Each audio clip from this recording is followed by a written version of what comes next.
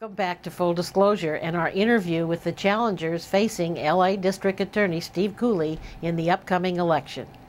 Steve Ipsen already has an agenda if he is elected. We're going to investigate the crimes that occur now that Mr. Cooley doesn't.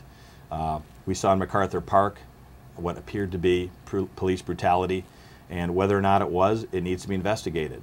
The DA's office took a pass. There was a failure to investigate this because it would be investigating police officers. Now, I prosecuted for years those that attack police officers, and I'll stand by police officers. But if there's evidence, for example, in Rampart of corruption, you have to aggressively investigate it and prosecute it where you find it.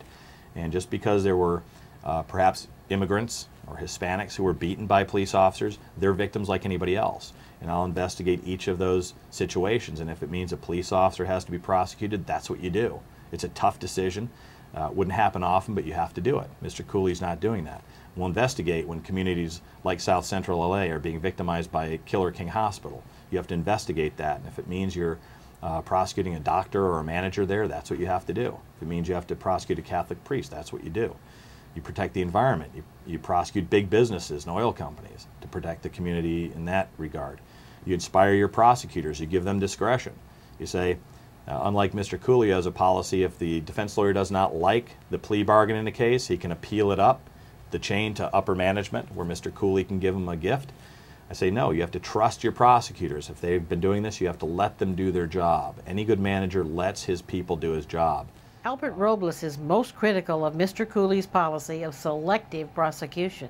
And corruption at all levels should be vigorously prosecuted. And that's my complaint.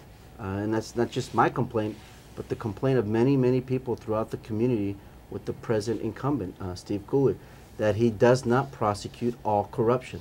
He's very selective in who he goes after, and that should offend all Americans. You know, the notion of fair justice and is something that we all as Americans hold dear, but Steve Cooley doesn't practice that. And that just should shock everybody, because early on I realized that Steve Cooley is a feared man. It's almost as if we lived in a third world country where someone becomes the chief prosecutor and he can pick and choose who he goes after, and that's exactly the way they do it in third world countries. Mr. Robles raises a serious point. In the interest of full disclosure, we here have experienced the inappropriate fear tactics of Steve Cooley, who uses DA investigators to intimidate and control. Full disclosure was to videotape a law enforcement conference being produced by the Citizens Protection Alliance. Steve Cooley sent his investigators purportedly to investigate the gang conference and to intimidate us. Well, we're in the middle of organizing this, to videotape this gang conference. And one afternoon the doorbell rang, and as you know, people just can't walk into our office. So after they showed me their ID, I said, all right, come on in. And I opened the door and let them come up the stairs. I told them to come on in, and I had him sit here and his partner right here. I asked him, what is this all about? And they said, well, we want to know some answers to some questions regarding the gang conference. And I said, why?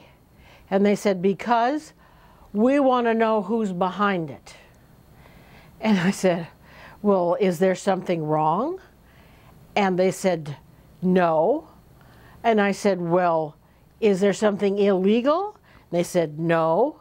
And I said, then will you please tell me why 2 DA investigators have come all the way to here to talk to me about our gang conference? And that really upset me. I said, I want to know who sent you out here. And they wouldn't respond. I said, I want to see your ID again. I want to know who you are. He finally produced this badge that he showed me. He is investigator Mario Avon from the Commerce Auto Fraud Division, of all things. His partner refused. I called the supervisor for the investigators, and I wanted to know who sent them out here and why. And they weren't announced. They didn't call to make an appointment. They didn't show me any authorization of why they were here to question me. And I thought this was highly irregular and intimidating. Well, the supervisor didn't seem to know anything about it. We wondered why the district attorney would send out these public investigators to look into a private conference. Why would he want to kill this gang conference when it was going to bring everybody together, law enforcement, citizens, and the community through our television videotaping, to do some good about solving this problem? Why would the district attorney want to kill our gang conference?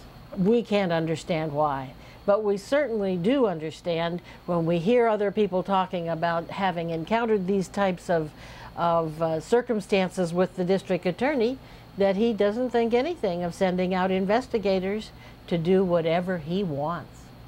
Well, we don't live in a third world country. We live in the United States of America, where equal justice and the rule of law is supposed to prevail. And I'm hopeful that the voters will see that Steve Cooley has not held true to that political thought and philosophy, and that it's time for a change, for someone that will hold true to that. We want to thank both Steve Ipsen and Albert Robles for appearing on Full Disclosure today. We want to know what you, the viewers, think. Do you think that the LA County District Attorney has contributed to the development of a third world style corruption here in Los Angeles County? Please call our Full Disclosure Town Hall number at 1-800-867-7777. That's 1-800-867-7777. And if you leave your name and number, we'll get back to you. Or you can log on to our website at www.fulldisclosure.net. and leave your opinion there. And if you leave your email address, we'll be happy to respond. I'm Leslie Dutton. Please join us next time for another edition of Full Disclosure. Thank you.